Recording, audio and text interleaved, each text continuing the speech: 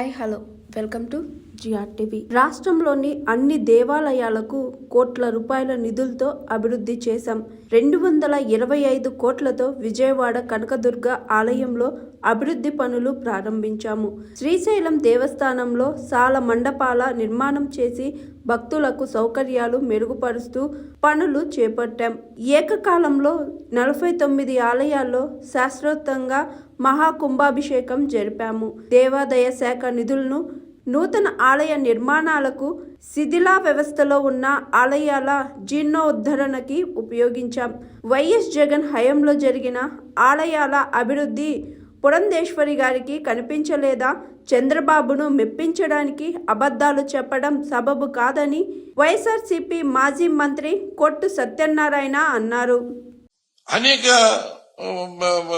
ఆలయాల అభివృద్ధి వాళ్ళు కాణిపాకం దగ్గర నుంచి మొదలెట్టి కాళహస్తి గాని, శ్రీశైలం గాని, త్రిపురాంతకం గాని, కోటప్పకొండ గాని, అమరావతి గాని, ద్రాక్షారామం గాని, భీమేశ్వర ఆలయం గాని, కనకదుర్గమ్మ ఆలయం గాని, తిరుపతమ్మ అమ్మవారి ఆలయం గాని, అన్నవరం గాని, ద్వారకా తిరుమల గాని, సింహాచలం గాని, అరసవిల్లి గాని, శ్రీకూర్మం గాని, శ్రీముఖలింగం గాని, వాడపల్లి గాని, ఐనవల్లి గాని, అంతర్వేది గాని, ఈ అన్ని దేవాలయాల్లో కూడా కోట్లాది రూపాయల అభివృద్ధి కార్యక్రమాలన్నీ కూడా దానికి మాస్టర్ ప్లానింగ్ చేయించి ఏ రకమైన అభివృద్ధి చేయాలన్నది ఒక పద్ధతి ప్రకారం చేసుకుంటూ ముందుకెళ్ళాం.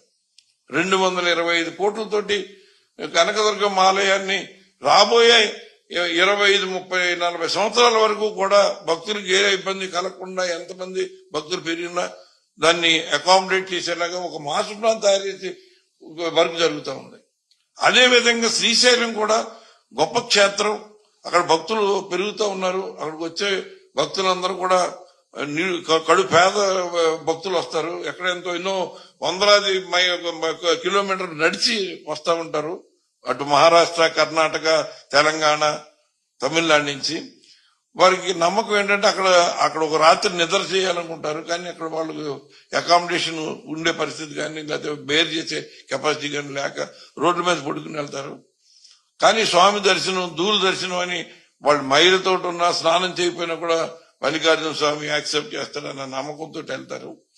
వాళ్ళకి మంచి సౌకర్యాలు కలగజేయాలని ఇప్పుడు శ్రీకృష్ణదేవరాయల టైంలో కట్టిన సాల మండపాలు ఏదైతే తూర్పు రాజగోపురం పక్కన అటు పక్కన ఇటు పక్కన ఉంటాయి, అటువంటి సాల మండపాలను పెద్ద ఎత్తున 22 అడుగులు వెడల్పుతోటి 3 స్టెప్పుల్లో 750 మీటర్లు ఇటు తూర్పు ఇటు దక్షిణం రాజవీధులన్నీ కూడా ఎవిక్ట్ చేసి అక్కడ ఉన్న ఆక్రమణ తొలగించి దగ్గర 50 కోట్లతోటి సాల మండపాలు కట్టించడంలో కానీ, 75 కోట్లతోటి క్యూ కాంప్లెక్స్ కట్టడానికి కానీ, ఇతర సౌకర్యాలు కలగజేయడానికి కానీ పెద్ద ఎత్తున ప్రయత్నం చేసి శంకుస్థాపన కూడా చేసి పనులు మొదలు పెట్టమని చెప్పాం.